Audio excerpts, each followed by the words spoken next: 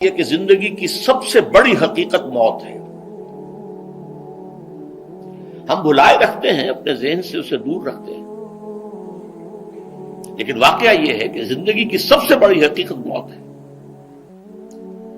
خدا کے منکر پیدا ہوئے ہیں، لیکن موت کا انکار کرنے والا تو کوئی پیدا نہیں ہوا. اس لیے میں نے آیت آپ کو سنائی، کل نفس ذائقۃ الموت، ہر ذی نفس کو موت کا مزہ چکھنا ہے، ہر جاندار کو موت کا مزہ چکھنا ہے. ثم الینا ترجعون، پھر ہماری طرف لوٹا دیے جاؤ. تو زندگی کی سب سے اہم حقیقت موت، اور موت کے بعد رجوع الی اللہ، آخرت، یہ سب سے بڑی حقیقت ہے. ایک حقیقت سب مانتے ہیں، سب جانتے ہیں، دوسری حقیقت کے اوپر پردہ پڑا ہوا ہے. میں نے اس اعتبار سے نوٹ کیا، یہ الفاظ قرآن میں 3 مرتبہ ہے. کل نفس ذائقۃ الموت، ہر جاندار کو موت کا مزہ چکھنا ہے. انبیاء اس سے مستثنا نہیں رہے، رسول اس سے مستثنا نہیں رہے، اولیاء اللہ مستثنا نہیں رہے. وقتی طور پر استثناء حضرت عیسیٰ کا ہے کہ ابھی وہ زندہ ہیں، لیکن عیسیٰ یاتی علیہ الموت، حضور نے فرمایا عیسیٰ پر بھی موت آئے گی. جب دوبارہ آئیں گے، زمین پر اتریں گے، پھر اس کے بعد ان پر موت وارد ہوگی. ان کی نماز جنازہ پڑھی جائے گی، انہیں دفن کیا جائے گا حضور کے پہلو میں، شادی بھی کریں گے، اولاد بھی ہوگی. باقی تو یہ ہے کہ کل نفس ذائقۃ الموت، سب کو موت کا مزہ چکھنا ہے. عیسیٰ بھی بالآخر اس سے مستثنا نہیں رہیں گے. بلکہ قرآن میں ایک جگہ کہا گیا ہے افإن مت فهم الخالدون، کیا ہے نبی، اگر آپ کا انتقال ہو گیا تو یہ کیا ہمیشہ رہیں گے؟ کون ہے دنیا میں جو ہمیشہ رہے؟ انتقال تو ہونا، آپ کا بھی ہونا ہے. انک میت وانہم لمیتون. یہ تو مختصر ترین الفاظ تھے. اس سے آگے بڑھیے، سورہ انبیاء میں فرمایا کل نفس ذائقۃ الموت وَنَبْلُوكُمْ بِالشَّرِّ وَالْخَيْرِ فِتْنَةً وَإِلَيْنَا تُرْجَعُونَ. ہر جاندار کو موت کا مزہ چکھنا ہے، اور اس سے پہلے پہلے ہم تمہیں آزماتے رہیں گے، خیر کے ذریعے بھی، بھلائی دے کر، صحت دے کر، دولت دے کر، اولاد دے کر، شہرت دے کر، اور برائی کے ذریعے سے بھی، تنگ دستی دے کر، بے عزتی دے کر، اہانت دے کر، ذلت دے کر. وَإِلَيْنَا تُرْجَعُونَ، اور پھر ہماری طرف لوٹائے جاؤ گے. یہ وہ دوسری حقیقت جو میں نے کہا کہ جس پر پردہ پڑا ہوا ہے، بہت بڑا پردہ ہے. لوگ یہی سمجھتے ہیں کہ یہی دنیا کی زندگی ہے. قرآن کہتا ہے إِنَّ الدَّارَ الْآخِرَةَ لَهِيَ الْحَيَوَانُ لَوْ كَانُوا يَعْلَمُونَ. یہ تو آخرت والی زندگی ہے جو اصل زندگی ہے، کاش کہ انہیں معلوم ہوتا. اس سے بھی زیادہ تفصیل سے یہ آل عمران میں آئی ہے، كُلُّ نَفْسٍ ذَائِقَةُ الْمَوْتِ وَإِنَّمَا تُوَفَّوْنَ أُجُورَكُمْ يَوْمَ الْقِيَامَةِ. ہر جاندار کو موت کا مزہ چکھنا ہے، اور پھر تمہیں پورا پورا تمہارا اجر اور بدلہ دے دیا جائے گا قیامت کے دن. فَمَنْ زُحْزِحَ عَنِ النَّارِ وَأُدْخِلَ الْجَنَّةَ فَقَدْ فَازَ. جو کوئی آگ سے بچا لیا گیا اور جنت میں داخل کر دیا گیا، وہ تو کامیاب ہو گئے. اللہم ربنا اجعلنا منہم، اللہم ربنا اجعلنا منہم، اللہم ربنا اجعلنا منہم. وما الحیات الدنیا الا متاع الغرور. اور دنیا کی زندگی تو سوائے دھوکے کے سامان کے اور کچھ نہیں ہے. دھوکہ کس معنی میں؟ یہ تمہیں اصل زندگی سے غافل کر دیتی ہے. تم کہیں سفر پر جا رہے تھے، تمہارا کہیں گھر تھا، تمہیں واپس آنا تھا، تم راستے ہی میں کسی دلچسپی میں ایسے مگن ہوئے کہ گھر بار سب بھول گئے. یہ تو تمہارا عارضی سا سفر تھا، تم نے اسی کو اپنی منزل بنا لیا، اپنا ٹھکانہ بنا لیا، تو دھوکہ دیا اس نے تمہیں. ویسے دنیا کی زندگی دھوکہ نہیں ہے، بڑی حقیقت ہے. اس لیے کہ حضور نے فرمایا انما الدنیا مزرعۃ الآخرہ. یہ دنیا آخرت کی کھیتی ہے، یہاں بوؤ گے تو وہاں کاٹو گے، یہاں کچھ کمائی کرو گے تو وہاں اس کا بدلہ ملے گا. اس اعتبار سے دنیا بہت بڑی حقیقت ہے، ایک ایک لمحہ بہت بڑی قیمتی شے ہے.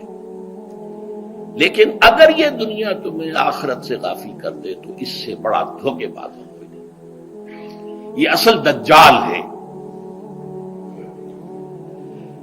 میں نے تقریباً 60 برس کی عمر کو جب میں پہنچا تھا تو موت کا انتظار شروع کر دیا تھا. میرے قریبی احباب کو معلوم ہے، میں کہتا رہا، یہ بھی کہتا رہا کہ بھائی میں اپنے حصے کا کام کر چکا ہوں.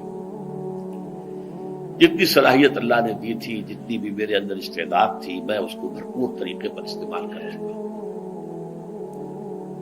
دم واپسی برسر راہ ہے عزیز و اب اللہ ہی اللہ ہے، یہ میرا معاملہ رہا ہے 60 برس کی عمر سے. اس کے بعد اللہ نے مزید 14 برس دیے ہیں. یہ نافلۃ لک کے درجے میں کہتا ہوں، اس کا اللہ کا عطیہ خصوصی ہے، نفل ہے.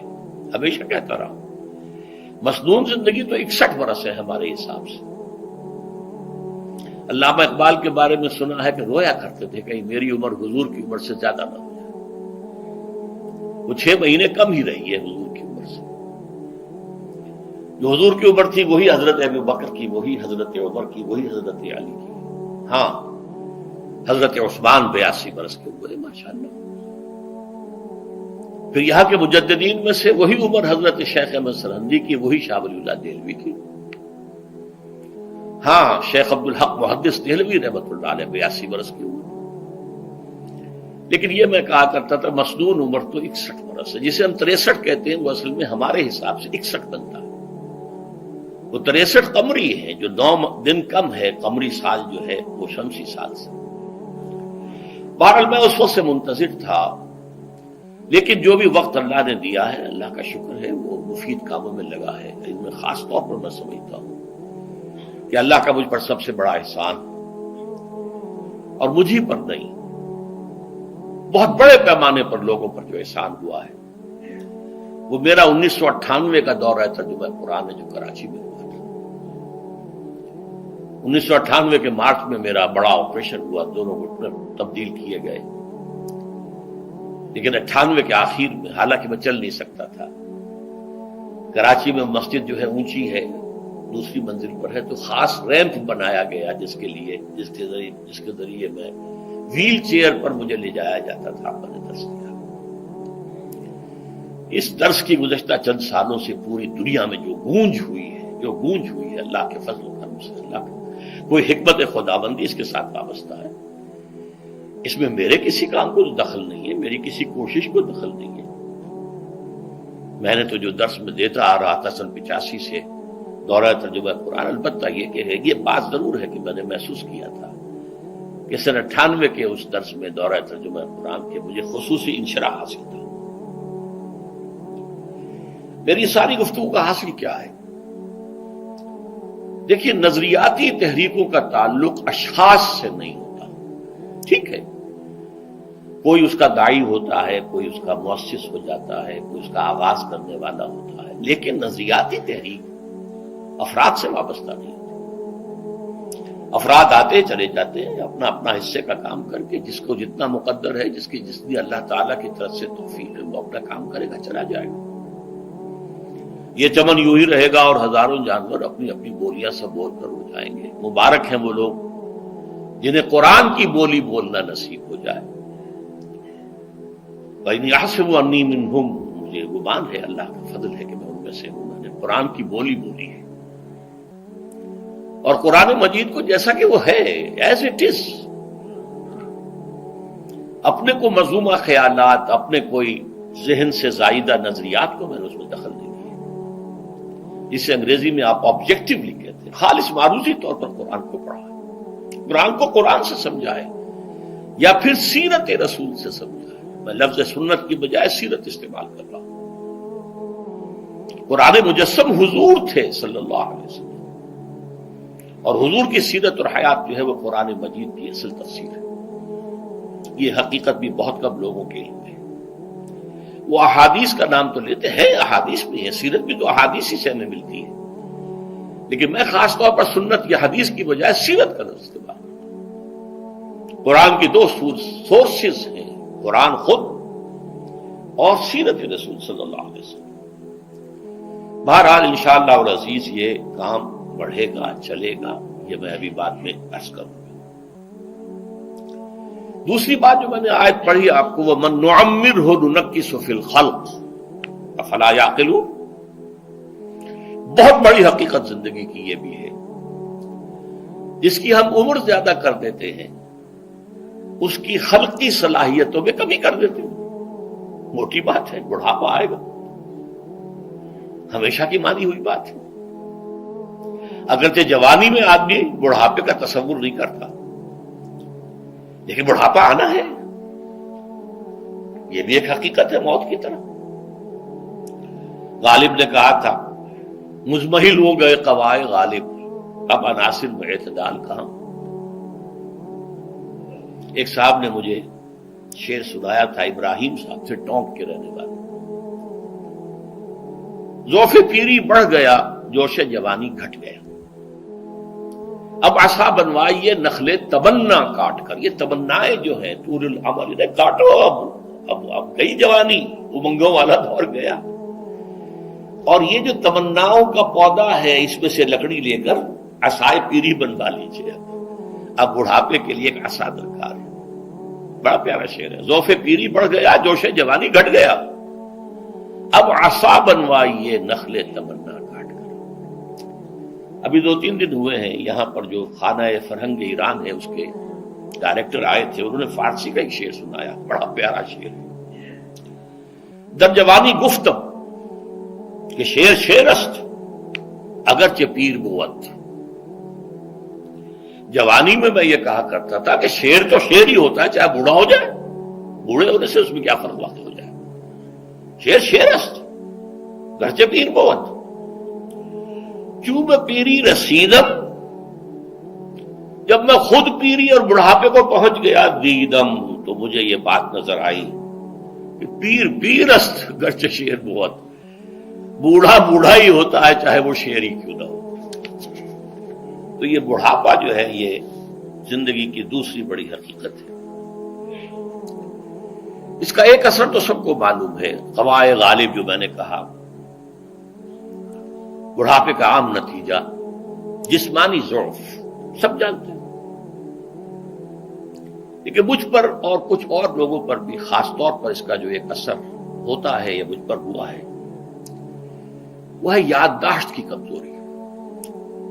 اور یہ میں کئی سال سے محسوس کر رہا ہوں. میری پرانی یادداشت بڑی مضبوط ہے، قوی ہے،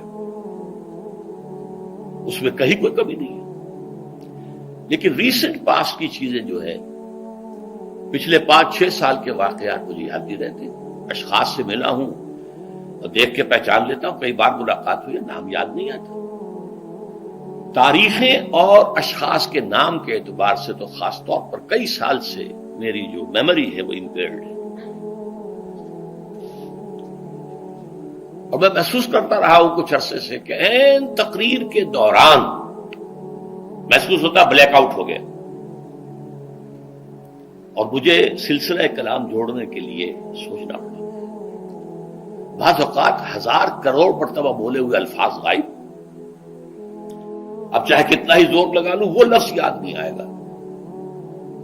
ہاں تھوڑی دیر کے بعد خود بخود یاد آ جائے گا.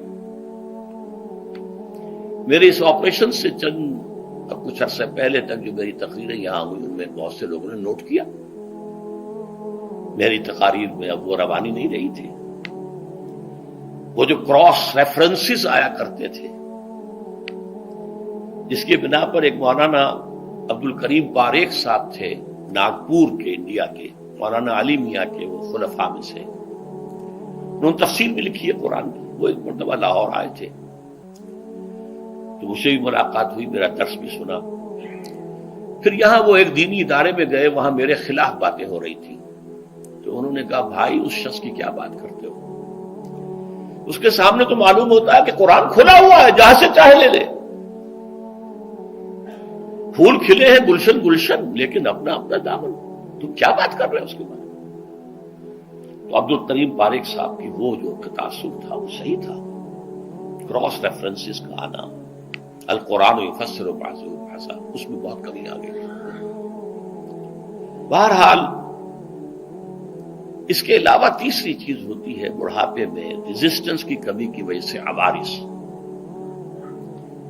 بلڈ پریشر کا میں مریض ہوں اور کوئی 25 برس سے ہوں، شوگر کا میں مریض ہوں اور کوئی 5 برس سے ہوں.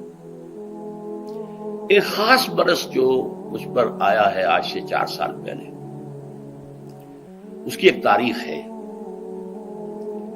یہ جو امراض دماغی کے ماہرین ہیں یہ کہتے ہیں کہ ایک مرض ہے بائی پولر ڈپریشن۔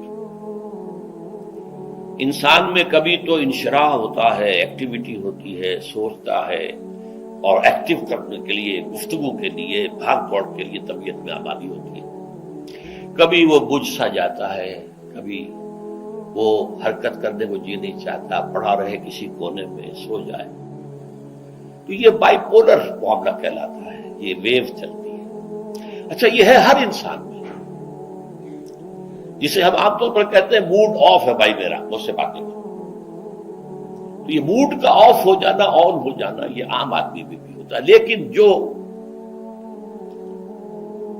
اللہ کے کسی فضل و کرم سے زیادہ ذہین ہو، زیادہ حساس ہو، ان میں پھر یہ جو ویو ہے، یہ زیادہ اونچائی زیادہ نیچائی، زیادہ اونچائی زیادہ نیچائی، اور اس کو پھر ہم کہتے ہیں مرض، بائی پولر۔ یہ ہمارا خاندانی مرض ہے۔ والد صاحب کا تھا، بڑے بھائی اظہار احمد صاحب کو ہوا، میری بڑی ہمشیرہ کو ہوا۔ عام طور پر اس کی عمر ہوتی ہے، اور ہوتی تھی، 3 تجربے مجھے ہیں۔ والد صاحب کو 13 برس میں نے اٹینڈ کیا ہے اس بیماری میں، سن 52 سے 65 تک جب کہ ان کا انتقال ہوا۔ تو یہ عام طور پر شروع ہوتا ہے 50 برس کے لگ بھگ۔ میری عمر جب 50 برس کے لگ بھگ ہوئی تو مجھے کئی مرتبہ محسوس ہوا کہ میری تقریر کے دوران سوئچ آف ہوتا ہے۔ ایک مرتبہ سن 70 میں میری یادداشت کئی گھنٹوں کے لیے بالکل ضائع ہو گئی۔ اس کا میں نے تذکرہ کیا ہوا، میری کتاب ہے حساب کم و بیش، جو کیفیت مجھ پر گزری تھی، اس کرب کے عالم میں وہ چند گھنٹے مجھ پر گزرے تھے، میں انہیں الفاظ میں بیان نہیں کر سکتا۔ آدمی خراب ہے، نہ ابتدا کی خبر ہے، نہ انتہا معلوم، کچھ بھی نہیں۔ میں جب 50 برس کا ہوا اور یہ ایک مرتبہ مجھے جھٹکے لگے مسجد سمن آباد کے اندر، تو میں نے ڈاکٹر رشید چودھری صاحب سے، وہ میرے والد صاحب کے بھی معالج رہے تھے، میں نے ان سے کہا کہ یہ ڈینجر زون میں داخل ہو گیا ہوں۔ ان کا نہیں، آپ کو یہ نہیں ہوگا، اس لیے کہ آپ اللہ کے کتاب کی خدمت کر رہے ہیں۔ تو ان کی یہ بات تو پارشلی ٹروتھ نکلی کہ 70 برس کی عمر میں مجھ پر یہ 20 برس اللہ تعالیٰ نے مجھے اس میں ایک بونس دے دیا۔ 70 برس میں ظہور ہوا، اس کا ایکسائٹنگ کاز بنا ہے افغانستان میں جو حادثہ ہوا طالبان کے ساتھ۔ اتنا صدمہ مجھے تھا، ایک دم بیٹھ گیا۔